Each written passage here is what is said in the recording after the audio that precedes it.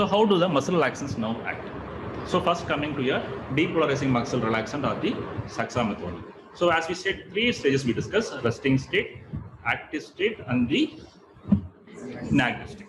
So from this inactive state, it has to go back to the resting state by a process of repolarization. This saxamethonium, what happens? It competes with acetylcholine, goes and attaches to the acetylcholine receptor, triggers the contraction of the muscle, which is responsible for your fasciculations. Okay. Now, after some time, what happens when acetylcholine is discharged? It gets released immediately into the synaptic. But succinylcholine doesn't get released. It attaches itself to the receptor for some more time, which means this receptor is not available for acetylcholine now convention. There are now no receptors. All the receptors are filled with succinylcholine. So even if acetylcholine is there, there is no place for the acetylcholine to go and rejoin the receptor.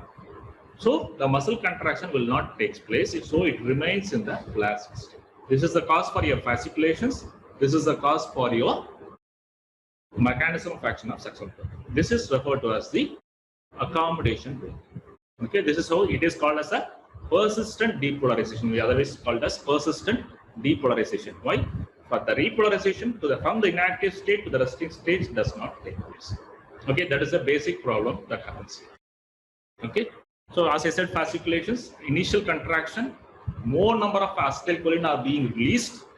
So as the more and more acetylcholine releases, it triggers the contraction of the muscle, which is going to cause severe muscle pain, especially in young muscular patients. Okay. Again, another thing that is described as in saxamethonium is a phase 2 block. What is phase 2 block? It typically happens when you use saxamethonium for repeated doses or an infusions. It was used long time back. Nowadays, it's out of date.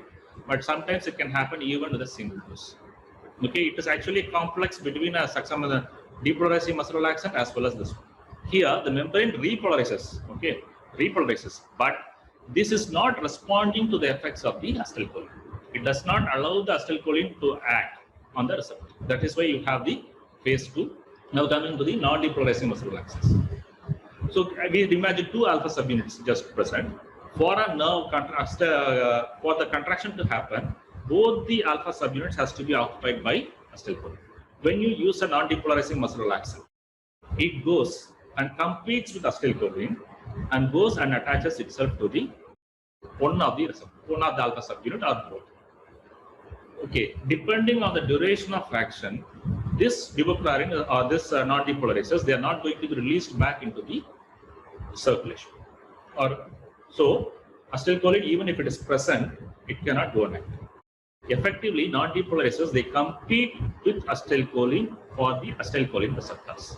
Hence, this is referred to as the competitive block. Okay, same thing.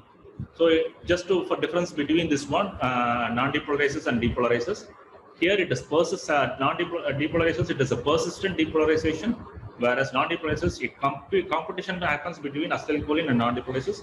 Depending on the duration of action, it is going to be. Okay. Now, how do your reversal agents? So imagine this is the non-depolarizing 2 alpha subunits. You have a non-depolarizing muscle relaxant. This is already attached here. You give your reversal agent.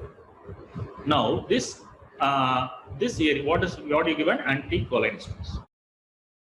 So we have the enzyme cholinesterase. Now we are using the enzyme anticholinesterase to inhibit this cholinesterase, which is going to inhibit acetylcholine. So what happens now? Acetylcholine is not destroyed. So more and more amount of acetylcholine are going to be accumulated in the synaptic. So this area is going to be filled with synaptic acetylcholine.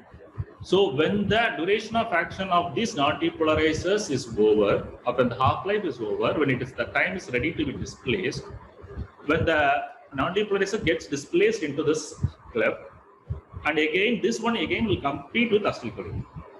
But because the amount of acetylcholine is going to be more when compared to the non-depolarizers, now acetylcholine starts attaching itself to the receptor.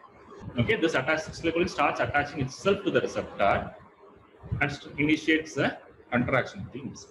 Able to understand this? So you give an anticholinesterase, prevent the destruction of the cholinesterase enzyme. So acetylcholine is now not destroyed.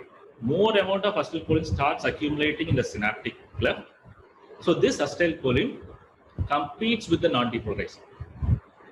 And when this non-depolarizer gets displaced, this area is now filled with acetylcholine.